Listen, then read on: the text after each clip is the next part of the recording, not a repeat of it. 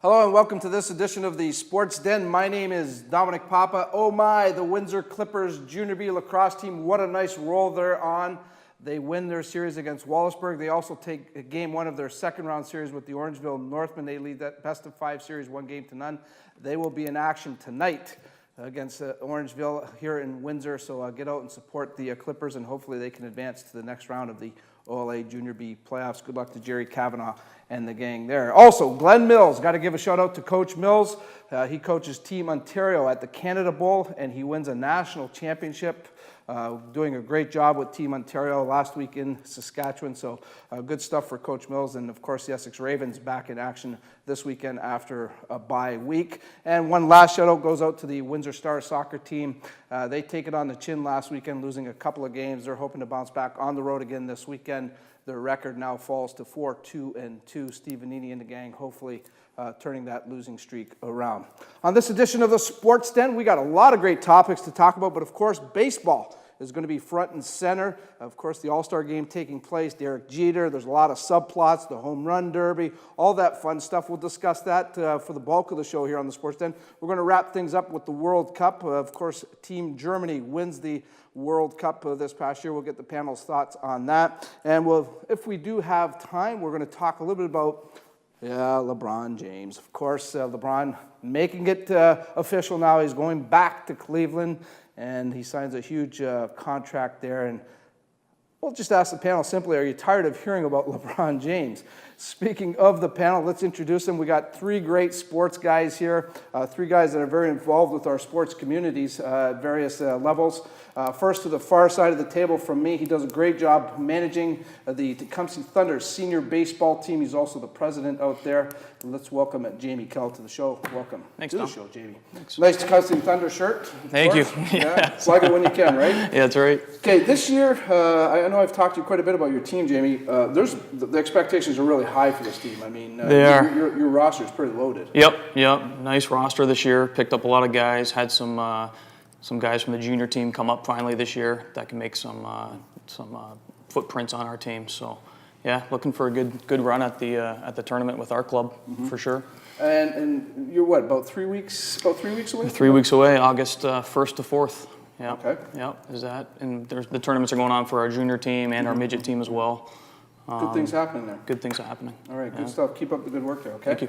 Also with us, another Jamie. He does a great job helping out the Leamington Flyers. What a run they had last spring, going to the semifinals of the Sutherland Cup. Has been the sidekick of Tony Porosky for a few years now, anyways. But certainly glad to have him back in good health and back into the hockey circles with the Flyers. Jamie McDermott is with us. Thanks for having me, Dom. Thanks for coming in. It's about time we got your butt in here. It's been a while, but yeah, certainly you've had to bounce back from a little bit of a scare, and but the clean bill of health has been given, right? Yeah, I just got the, somewhat clean bill of health from the doctor there a few weeks back down in London.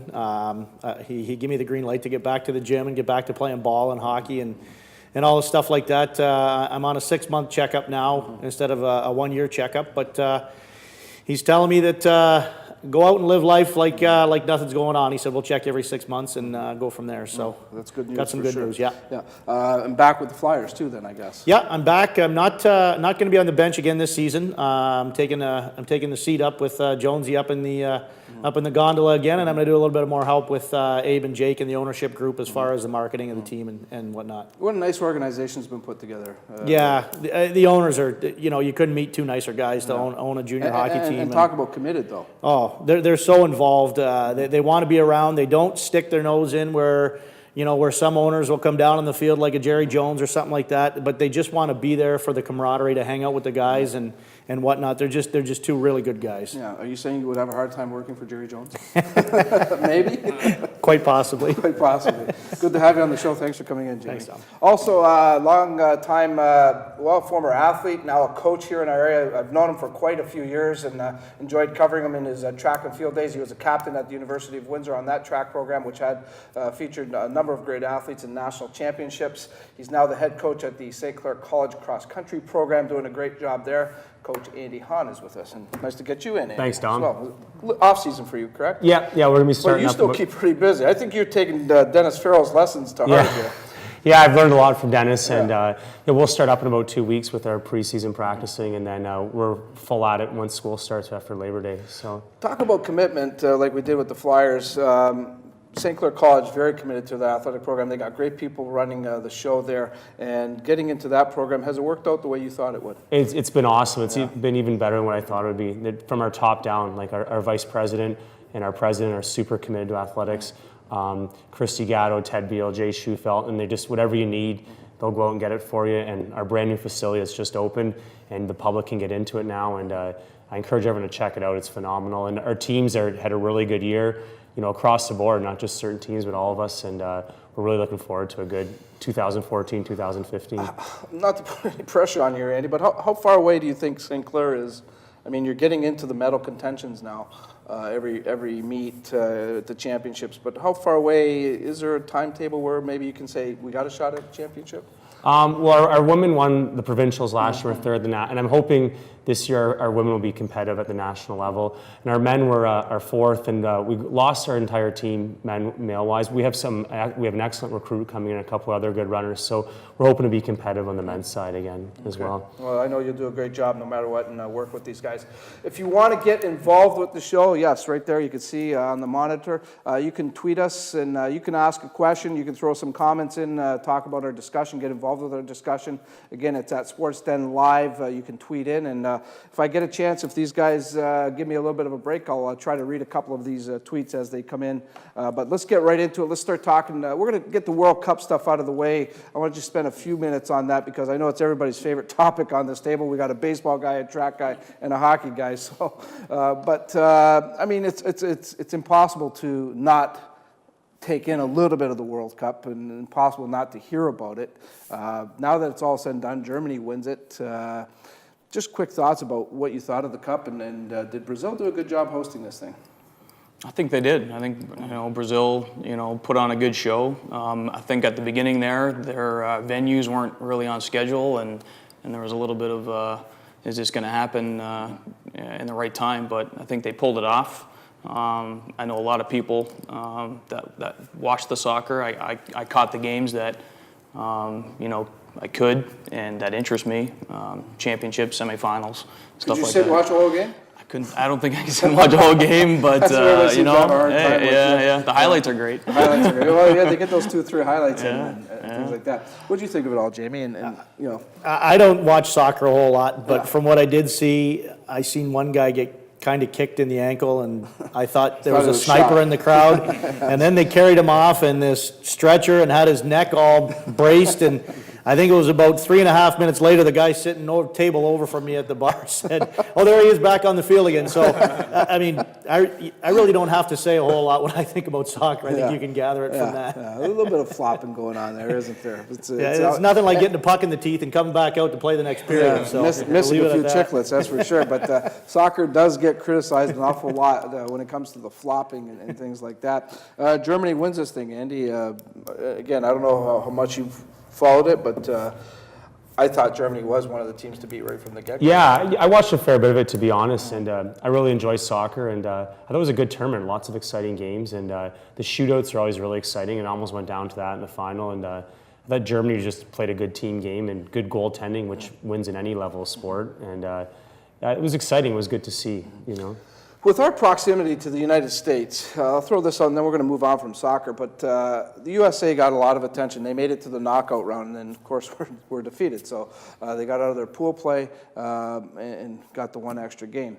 With that said, and what they're showing, can soccer be a force, a sport to be called a force in the United States? Can it compete with the footballs, baseballs, and the basketballs and that? Well, I think there's the this numbers show it. right now. Yeah, exactly, and that's what happens every 4 years. Yeah. If the USA does well, it resurges and it kind of goes up. A couple of years after that, you see a little bit of a drop, but I think that's what the USA needs to do if they want to keep that sport as big as it is over in Europe, they want to compete. They got to keep. Well, they've they got to developed keep their own their professional league, Major League Soccer, Exactly, which seems that to be doing helps. quite well, Yeah. actually. So, Yeah. so they're going in the right direction. But can it get the attention that other sports got?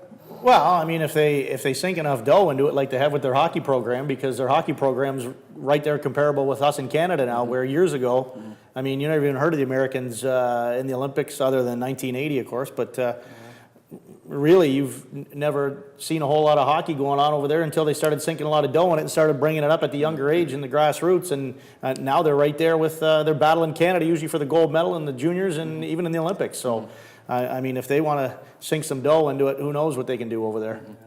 We're They soccer. got the population base too. It's one of the largest countries, and with the NCAA is a great developmental system for like with their basketball and their baseball. And I think the Americans they already are competitive. They're making it to the top 16, and I think in another maybe 2 World Cups, you'll see them maybe top 8, top 4. It's getting popular, and like you said, Dom, the MLS is. There's a spectator aspect to it. It's not just come around every 4 years for the Americans. Steve tweeted in, he wants to know, what about Canada's soccer program? Steve, we don't need to talk about it. It doesn't exist. There's nothing to get excited about. We're hundreds of years away from getting to the World Cup level, so thanks for tweeting in, but we're not going there. We're going to go to the next topic, actually. We're going to get into some baseball talk. The All-Star game this week, of course, taking place in Minnesota, and you know what? I mean, the All-Star game is always a great event. We know that, but I think the real, headline is Derek Jeter. Fair to say that, guys? Oh, for sure. I'm excited to see what kind of ovation he's going to get tonight, what kind of performance they're going to put on for him. If it's going to be comparable to what they did last year for Mariano. I'll be interested to see how they exit him out of the game. Yeah, so that's kind of what I'm looking forward and that's to. what they're looking for, how they're going to go about that, and what way do you pay tribute to him, things like that. Where does Jeter rank among the greats? I think longevity-wise, you don't see this very often. Almost like a Steve Yzerman in hockey, and he's been there for a long time. And in baseball, if you can keep a level, that what he has, then he's up there. I mean, there's a lot of people that can't. They can put a couple years in and get their run in and do 3 or 4 years of greatness, but he's for some reason been able to keep that level right here where a shortstop needs to be. He doesn't need to be, the home run hitter. Doesn't need to be. Just needs to be the glove man up the middle. Hit his 280 if he needs to. 300's even better. But I think that's what he's done. And leadership was huge. So consistency? I mean, I think you compare him to like a guy like Mark Messier, right? They call him both the captain. Yeah. I mean, right. he's not the superstar of the team, but he's the guy that they all lean on. Messier was a superstar, though. Well, he's not a Wayne Gretzky, but he was the captain. But they leaned. Edmonton doesn't win the cups with Gretzky without Messier. No. But, I mean, they look to Mark Messier as the captain. I mean, he's the guy that will walk in the dressing room and shout out his voice and say, "We're not losing today, fellas." Yeah, well, I mean, beat the hell out of him. Say anything else to him. But I think he's kind of like the Mark Messier of baseball myself. I mean, he's the captain, and that's what they're noting him as with that commercial we talked about prior to the show, right? Everybody plays better around you when he's on the field. Everybody wants Where do you think, Andy? I think what's really impressive about Derek Jeter is how well he's liked, not just in his own organization, but throughout Major League Baseball. You never hear anyone say anything bad about him. Yeah, and he's the just, nightclubs in New York, too. Yeah, well, yeah, I'm sure that's common for a lot of professional athletes in New York, but he's just very well respected. And I'll even argue he's made that he was one of the best in his prime on that team. And you think of some of those plays he made back, in the World Series 10 years ago, 8 years ago, were phenomenal. And he, like you said, the Oilers would have won without Messier. Well, I don't think the Yankees would have won without Jeter. Like, he was definitely, the glue of that team for so long. And I'm really excited, like Jamie said, to see what they do for him in the game tonight, because I think he'll go down as one of the greats, and we can argue his skill, but I think his character and his personality is right up there with the best of the games ever seen. So, and let's face it, I mean, the Yankees are the model Major League Baseball team. I mean, you look at the names over the years that have gone through that organization. Is Jeter amongst those names when it's all said and done? I mean, is he along the lines of a Babe Ruth, Lou Gehrig, guys like that, Yogi Berra? I believe he is. And you know, the other side of it is he's done it with class for 20 years. I mean, there's not really, like Andy said, not too many guys around the league that I think that don't like Derek Jeter. I mean, I think he's very well respected amongst his peers, amongst all the baseball writers and everybody in baseball. I believe that will be right up top with those guys. Okay. Yeah. Go ahead, Jim. I think you'll see, tonight's going to be a huge stepping stone in what they do for him, and then his very final game is going to be. Those are his two big. He's almost been on a tour right now. Every place he's gone, his last game he's played at a stadium, they've given him, the standing ovation and the warmest welcome. So you can just see the respect as he goes along this entire season from everything. So I think when it's all said and done and he's done, I think you're going to see, as the years go on, when you can reflect on what he's actually done for the game and for his teammates and for the league itself, I think you're going to see him up in that. All right, enough on Jeter. The other thing about the All-Star break, of course, is the home run derby, and I guess what's catching some of the people's attention are the players that are declining to participate at the home run derby. Of course, Miguel Cabrera, a player we're very familiar with in our area here, not participating in it. Should this be a concern to the All-Star break and to the organizers of it and to Major League Baseball? I think so. I think when some of your top hitters aren't participating, it needs to be re-examined. We need to change the format, change what we do. Mike Trout's another big name that's not participating, and I think it needs to be re-examined on what they need to do with the home run derby, whether it's a change of format. I don't know if you can make mandatory participation, but something needs to be done. I think it sends a wrong message for sure. I mean, again, this is all supposed to be all about the fans. The fans pick the team, everything. You're there because of the fans, and then you're not, participating in an area that you should be.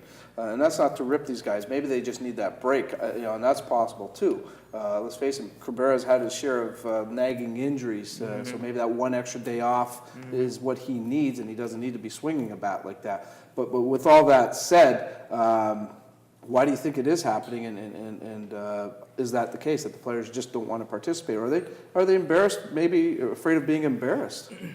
I don't think that's the case for most of the home run hitters. They're generally pretty egotistical guys, so I don't think that they're. You can see the guys that did it last night. Even when they hit one home run, they were. Yasiel Puig. I think he wanted to go crawl into a hole. Well, exactly. Though, maybe this is part of the reason, though. Yeah. But I think, well, from the past years anyway, you've seen the decline in home runs after the All-Star break from guys that have participated in it, who had a good first half. So, I mean, obviously I'm not a home run hitter, so I don't know what it takes out of you. But from what a lot of the guys have said, I mean, it takes a lot out of them, whacking the ball around. I don't know how many swings they take there, but I'm sure they're giving her their all to try and get it out of there. Argue it messes up with their swing, because now all they're doing is swinging for the home run at every time, and then they come back the first 2 weeks after the All-Star break, and they're seeing different pitches. All right, good stuff. We're going to take a quick timeout here on the Den. When we come back, we'll finish up with baseball. Want to talk about Max Scherzer and the risk that he's taken, not signing the deal with the Tigers. Is it a chance? We'll let the panel decide that, and we'll finish up the show talking a little bit about LeBron James and returning back to Cleveland. We'll have that for you right here on the Sports Den. Take one empty field, round up a group of players, add 3 bases, plus 1 home plate, throw in a softball, and add an umpire. Play ball! It's not hard to get a game of softball going, and to keep it going from the time you're 4 till you're 84.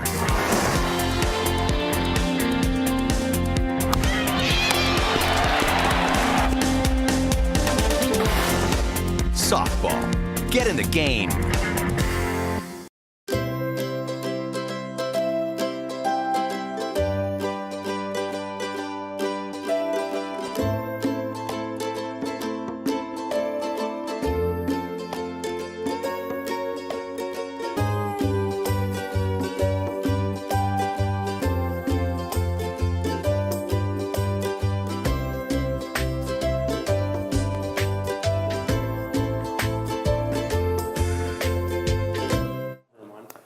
Thanks for sticking around to the Sports Den. Domenic Papa with you, and we're going to continue talking a little bit of baseball before we get back into it. I'll reintroduce our panel. Jamie Kell is here from the Tecumseh Thunder baseball team. Jamie McDermott, the assistant coach of the Leamington Flyers Junior B Hockey Club, and Andy Hahn, the head coach of the St. Clair College cross-country team, joining us on this week's edition of the Sports Den. Again, if you want to participate in the show, we've got a few minutes left. You can tweet in to us at Sports Den Live. And I'll see if I get a little bit of time to read a couple more messages. Again, at Sports Den Live, you can tweet into us, and I'll see if I can get your comment or your question on air. Left it at the break, guys. Want to get into Max Scherzer. Here's a guy, Cy Young winner last year. His contract's up after this year. He turned down $144 million. Talk about taking a risk. You just never know what's going to happen. Good or bad that he's done this? You're right, good or bad. we don't know yet. Yeah. Some people have jumped at it and taken that and be fine with it. But I think if you really examine the true reason why he kind of thought he did this is he was one of the top pitchers last year. He was the top. He was the top pitcher last year. He's into his prime when those pitchers that are 29, 30, 31. That's when you start to become, down the line, that's when your top years have shown. So he's thinking, if I take this deal now, what am I worth 3-4 years from now? And he might be lower than what some other pitchers coming in at. So I think that was his risk, and that was his thought process. Is like, I think I deserve more 3-4 years down the line from now. I think it's a risk myself. Yeah. I mean, you take a slip off the mound and pop your knee, all of a sudden your stock drops down, and there's not too many athletes that give up that opportunity. I can tell you, after winning a Cy Young, especially. Was $144 million not fair? Not a fair offer? I think it's completely fair. I think it, like I said, I think. Are you an agent? No, I'm not. I know. I think that's why you got to look at it that way. You got to almost think that way. There's something more to it, because anybody that doesn't jump at that, something's going on. Something's going on. Baseball at your head, or something happened here, or what? Like $144 million. And how many years was that over? I think that was 6 years. 6 years. It's like you're looking at $24 million a year. So does he have it in his mindset that maybe the Detroit Tigers are going to start to dismantle that team over the next few years, and he didn't want to be part of it 3 years from now? I think as long as Mike Ilitch is around, they will not dismantle it. They'll do whatever they can to win. Right. Even if they were to win this year, I still think that Mike Ilitch is hungry to win a World Series. Yeah. And hopefully they'll find a way to re-sign Max Scherzer. I don't know if that's going to happen, but how much of the agent's responsible for this? Well, I think that Scherzer's still a big enough guy that he's going to step up to his agent and say, I'm going to take this deal. So at some level, he said no to the agent. No, we're not going to take it. We'll take a 1-year deal. But I think it's a huge risk. Injury nowadays, and 144, that's pretty much guaranteed. And maybe he wants to be the highest paid player on the team, higher than Verlander, or highest paid player in the league, and he's going to take a gamble. But it's not looking the greatest right now. His year to date isn't as good as his year to date last year. So we'll have to wait and see. Selfishly, I hope he stays with the Tigers. My 4-year-old son Max, that's his favorite player, so I'd hate to see him go to another team and have to explain to him, well, he didn't want that much money, I wanted more. So we'll see what happens, but it'd be great if the Tigers could get him back. But now in baseball, guys are jumping teams all the time and taking the highest money. So Richard says he should fire his agent and just sign the damn contract. Well, there you go. Okay, well enough said. I mean, that's putting it pretty straight and clear, as you alluded to. People would jump at it. I guess with all of that said, how tough is it for Max Scherzer right now then? In knowing that, there's no guarantees here. He hasn't had the same year as last year. He's been good again this year, no question about it. Maybe the best Tiger pitcher again, although Porcello and Sanchez have had outstanding years. It's a risk. I mean, let's face it, it's a risk. You're going to put yourself out there. With that said, which teams are going to pursue Max Scherzer, do you think? It's the Yankees. I mean, you automatically think about the Yankees. They need pitching. Money. They can afford him, no question about it. I mean, there's only going to be a handful of teams, I think, that can afford him. So where does he end up if he doesn't end up in Detroit? I think he's going to end up in New York. That's about where everybody goes. I mean, even the Red Sox players, who was the biggest foe of the New York Yankees, how many guys have jumped ship and vice versa too. Exactly. Yeah. So I think he'll go to New York if Detroit isn't able to sign him. Yeah. Is it a done deal in New York, or? I believe it is. All right. Where do you think he's going? I think it'll be probably New York or Boston. Obviously, a team with lots of money and an opportunity to add to their big payroll. And I wouldn't be surprised, like Jamie said, to see him in New York or Boston. Maybe one team's out west. Maybe LA takes a shot at him if they have an opportunity. But you probably won't see him in the AL Central. You'll probably see him in out west or out east, is my guess. You don't think one of those Chicago teams or the White Sox, for that matter, can afford to pay? Well, the Cubs seem to be rebuilding. They just dealt two. They're always rebuilding. The Cubs. Two of their good pitchers. So, are they ever going to take a shot and take a guy in his prime? I don't know. Hard to tell. Yeah. You're a baseball guy, Jamie. What does that tell you? Is there a message behind this? I mean, I know Scherzer's going to come out and say, "I'd love to stay in Detroit." Right. But all the athletes say that, whether it's hockey, football, baseball. Right. I mean, that's the politically correct thing to say. Right. I want to stay where I'm playing Right. now. I mean, even LeBron James at one point said, "I want to." Yeah, okay, right, LeBron. But is there a message I think behind this that he turned it down? Is that kind of saying, "Look, I don't necessarily want to stay in Detroit"? I don't think necessarily. I think when you look at a player like himself at the pinnacle of athleticism for a Major League Baseball player, these guys don't get there to where he's at on a whim. I think they think differently, they look differently. You have to have a little bit of an ego in order to pitch the way he does and play in the major leagues. So I think, again, there's something going on where he's looking at this saying, 3-4 years from now, when this contract starts going down the line, I'm not going to be the highest paid pitcher. Whether that's a good thing or bad thing, I don't know. Whether that's what he needs to Does it perform, matter if I don't know. $24 million a year? It shouldn't. You're right. And I'll I'm just say- really interested to find out I'll throw this what at the happens. panel. I'll just say the name Justin Verlander. Yeah. Okay, like this guy is falling off the map right now. Yeah. He's been no good. Yeah. I mean, at some I mean, his point, girlfriend doesn't help matters, but that's okay. at some point, last year when Scherzer won the Cy Young, though, Verlander was he wasn't as good as Scherzer, but he was still a pretty damn good pitcher last year. Yeah, yeah. And he was getting a run support of about 1.2, where Scherzer was getting run support of about 7. Right. So, and the Tigers were losing like 6-1 and 6-2 when Verlander was giving up, 4 or 5 hits, and then they bring the bullpen in to blow everything up. So, as much as Verlander's maybe down on the slide a little bit right now, I think he had a pretty good year last year too. He just didn't get the help from his teammates. Scott says to trade both Verlander and Scherzer so ticket prices can go down again in Detroit. Good point, Scott. Ticket prices have gone up steady every year, that's for sure. I've only got about 3 minutes left, guys. I got to move on. Hopefully, I'd love to see Scherzer stay in Detroit. I want to see Detroit win so badly, just from Mike Ilitch, and let him have his piece. So hopefully that all works out. LeBron James, our final topic here on the Sports Den for this edition. You know what? I'm tired of it. I'm tired of hearing about LeBron. I don't care where he was signing. I don't care that he was playing in Miami. And I don't care if he is the greatest basketball player in the world. I don't think he's a team player. And I know he took a pay cut in Miami, but he also colluded with other guys to fulfill his own ego that way, I think. And yeah, he won his 2 championships. But again, that was a team that was not developed through the draft or anything else. It was put together. And any team could do that. I think there's a problem in the NBA with players having too much power. That's just my opinion. And LeBron James, Dwayne Wade, and Chris Bosh proved that when they all signed the contracts they did, what was that, 4 years ago now or whatever? So LeBron goes back to Cleveland. Cleveland's happy. Amazing how easily he's forgiven, isn't it, guys? Well, I think the fans in Cleveland, they want to win. So they got arguably the best player in the world back. And Doesn't guarantee a win. I know, but I think they're thinking... Ask Miami this year. Right, true. But I think they're thinking with 2 good young drafts, and they've had some good draft picks, and maybe they'll sign somebody else.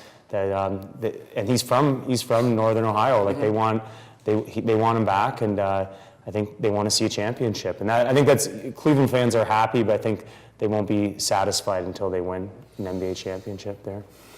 I think you're right. I think if Cleveland comes out of the gate not winning too many basketball games, I think you're going to see a whole bunch of fans turn in a hurry.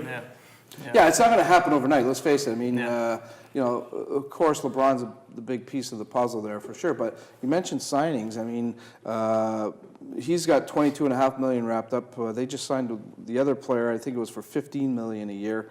The cap is $72, so they've got I think they're down to like 10 or $12 million to fill out their roster. Well, who are they going to get for that kind of money anymore? I mean, they're talking about getting Love out of Minnesota there, and they don't have the money for it. So, again, if LeBron's this committed, I mean, maybe he's got to take a pay cut or something, and he's maxed right now.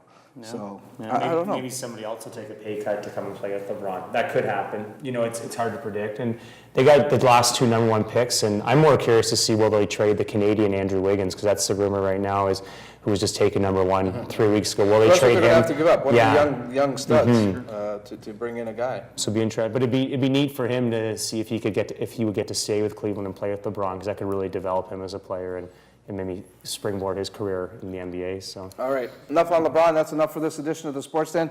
Jamie, thanks for coming in this week. Andy, good luck to all of you guys with your teams and everything that's going on with you guys. Thanks for tuning in to this edition of the Den. Check us out again next Tuesday night, and we'll have another edition of the Sports Den Live. Take care, everybody.